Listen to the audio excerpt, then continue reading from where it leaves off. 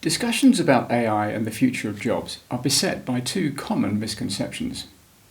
The first is the idea that because technological unemployment has not happened in the past, it cannot happen in the future.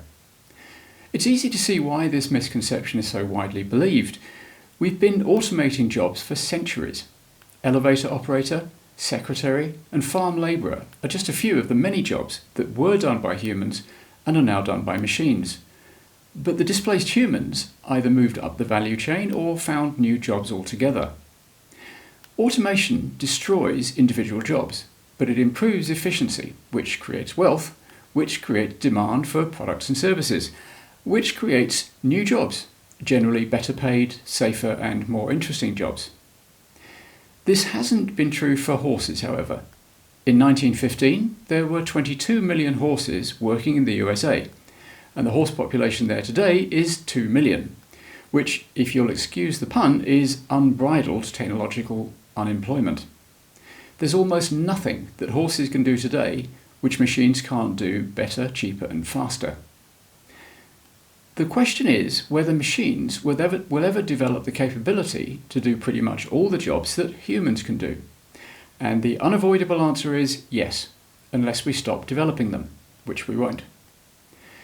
The change to a jobless economy will probably happen quickly, like the phase change when water becomes steam.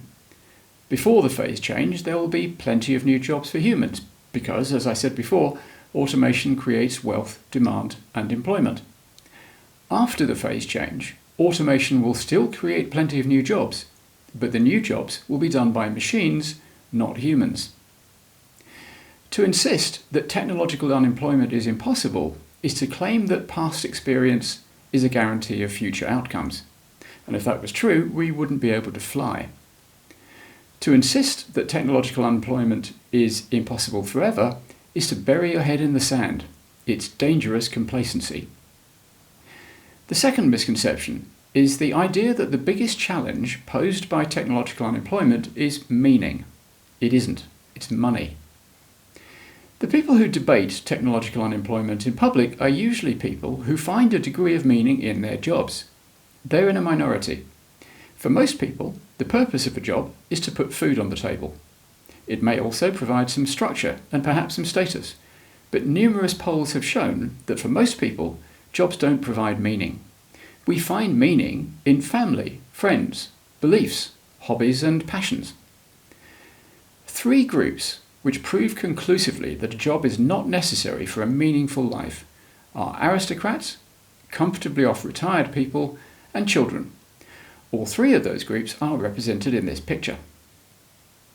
Contrary to what most people instinctively think, it's not pessimistic to expect that machines will one day take our jobs. It's pessimistic to believe that humans must be wage slaves forever. Optimists believe that machines could liberate us to do whatever we want to play, learn, make art, connect with new people, travel and explore. We could have a second renaissance. The problem with a post-job society is not meaning, but income. An economy where machines do all the jobs will be highly productive, creating enormous wealth. But how is everybody to receive a share of it? Many people think that universal basic income will be a silver bullet, but the little word in the middle, basic, identifies one of its several problems. We must do much better than provide a basic, just above poverty level income for everyone. We should be trying to provide a comfortable, even a luxurious standard of living for everyone. How can we do this without imposing onerous taxes on those who own assets, who would probably find ways to evade them? The answer, as I explain in this book, is the economy of abundance. We must get the cost of everything you need for a fulfilling life down to almost zero, in part by removing the expensive humans from all production processes, which is exactly what automation does. The end result should be something I call fully automated luxury capitalism. There are plenty of questions left to answer, not least how to make this transition safely and avoid a panic which could lead to the election of truly awful politicians, even worse than Donald Trump, Boris Johnson, and the rest of the current wave of post-truth polarising populists.